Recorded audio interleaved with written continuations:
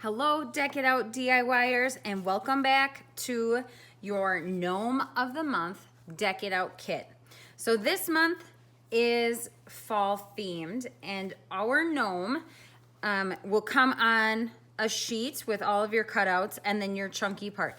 What I've done is I've laid it all out for you, so I would encourage you to lay it all out so you can see it, visualize it as well. So you can start thinking about what colors you want to paint where. And we've provided you with 6 wonderful colors. So you can mix and match those however you'd like. And if you are part of our tray of the month, you're going to have additional colors in that tray box that you might want to incorporate with your gnome. He is super cute. He has his bag here full of leaves, and we're gonna get painting. So you'll have your paint colors, you'll have all your cutout pieces, you'll have a variety of sponges. You will also have your glue, and you will have the detail brush as well. Okay, so let's get started. First step, lay it out, make sure you know where the pieces go, and start thinking about what colors you want to paint which pieces. Okay, so then after that part, you'll take your tape and you can put your smaller pieces on the tape. So I'll move this over so I can show you. I'm going to paint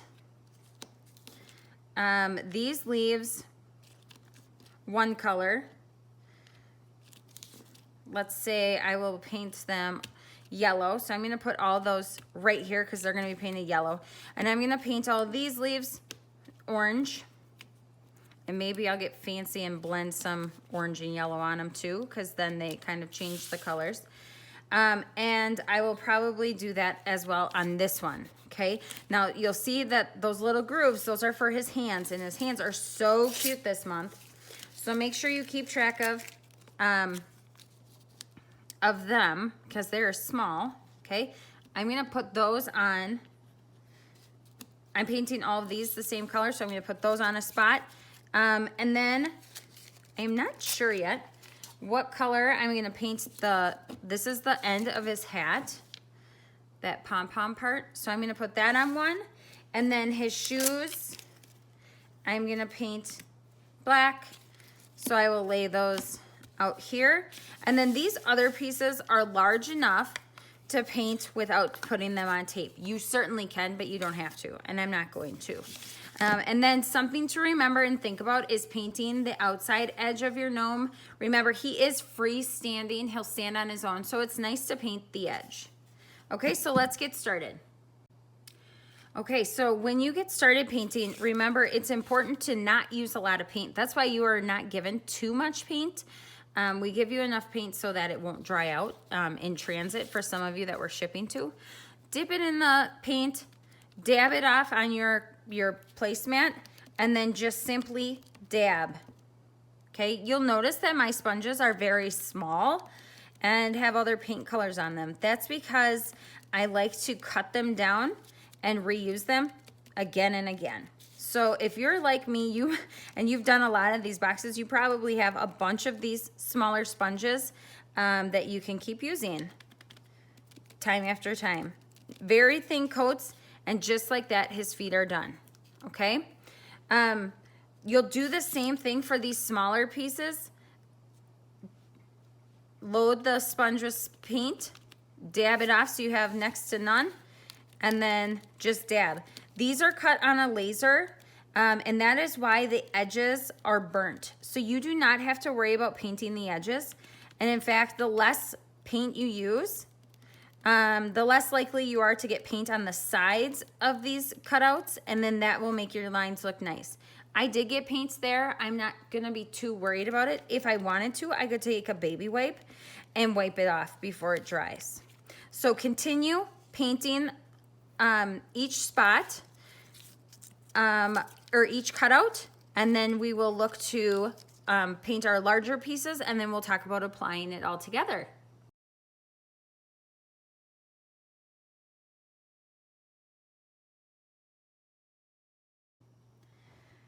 Okay, if you are interested in blending some colors, adding some colors to your leaves, so doing maybe orange and yellow, or if you have our tray kit and incorporating some of that red, I recommend doing it while the paint is still wet. So I just put the orange paint on. I'm gonna now brush on some of that yellow. Look at how fun that is. And I encourage you to do it when the paint is still wet so that it smoothly glides over and you can add some of that coloring in. Now you wouldn't have to add it into all of them, but you can add them into some. And now I got maybe a little bit too much on that one, so I'm just gonna go over it again with the yellow. And I like that coloring. Not sure if you can see that totally, maybe that's a little bit better. But I'm just kind of blending it over the top or where I want some of that color. So that is just my hint and tip from me to you. Make sure you keep your paint wet so that it glides over the edges. And I really like that look, so I'll incorporate it onto this bigger leaf as well. Okay, so I've moved my leaves aside. So I have my leaves painted, my feet painted, and then my nose and hands painted. I wanted to paint my bag a light gray. So to do that, I'm gonna mix some colors. So don't be afraid to mix colors and come up with your own color schemes here. And so I was thinking a bag might be light gray.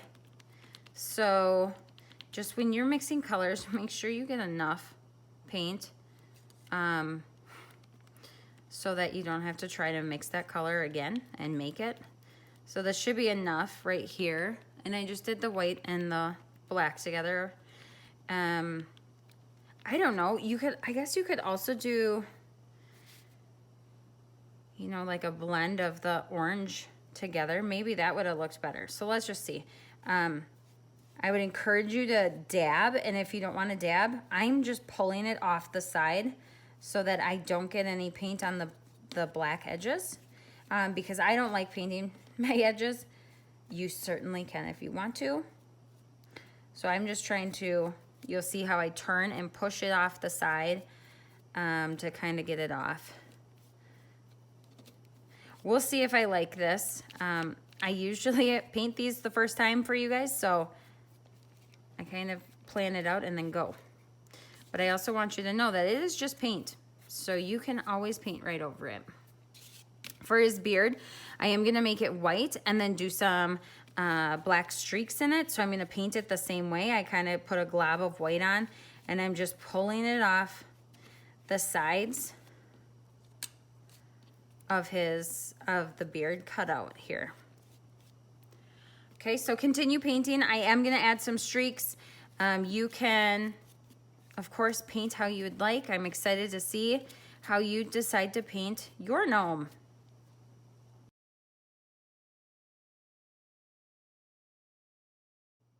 Okay, so I set those two pieces aside. I've now used all of my sponges that I've included in my kit, so I'm just gonna trim off the bottom of one of them.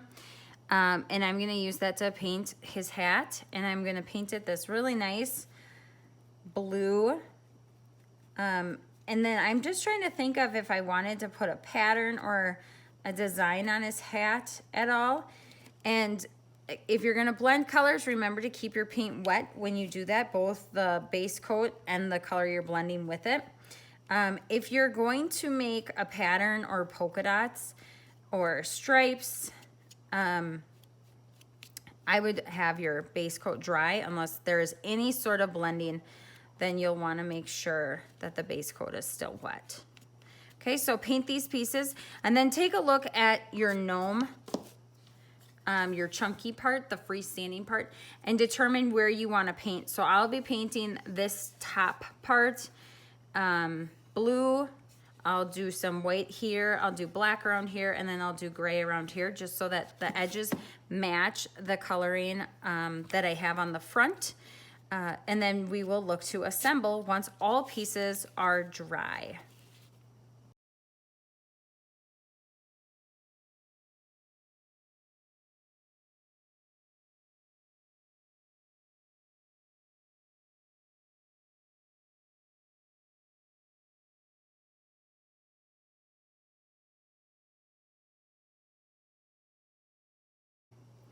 Okay, once all your pieces are painted and preferably dry, you can start putting them back on.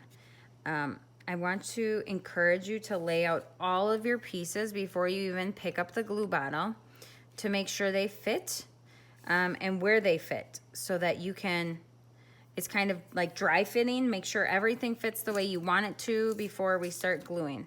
So lay all your pieces out and then you can take them one by one and start gluing them down. Okay, I have dry fit all of my pieces. The leaves were a little bit interesting for me to arrange. Maybe they weren't so tricky for you, but how I'm going to approach gluing this down is I'm going to start with his hat, and I'm going to leave everything in its place and just pick up each individual piece. This is super glue, so it will glue quickly and it will glue well. Don't get your fingers in between the glue and the piece because you will be glued to your pieces. When I glue this bag, because I worked so hard at getting my leaves the way I did, I'm going to glue my leaves on first, and then I will pick up the larger piece of the bag and I will glue that. Okay, and so I will just continue this process until all of my pieces are glued down.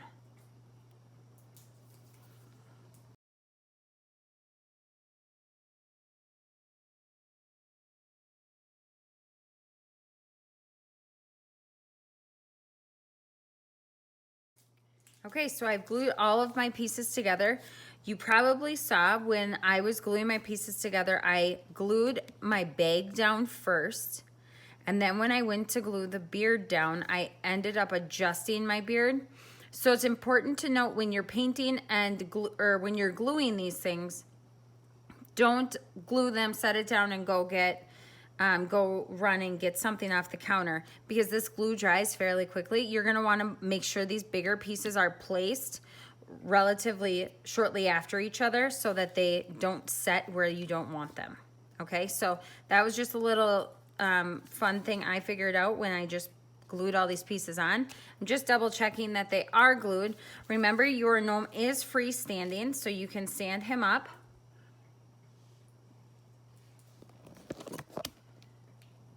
And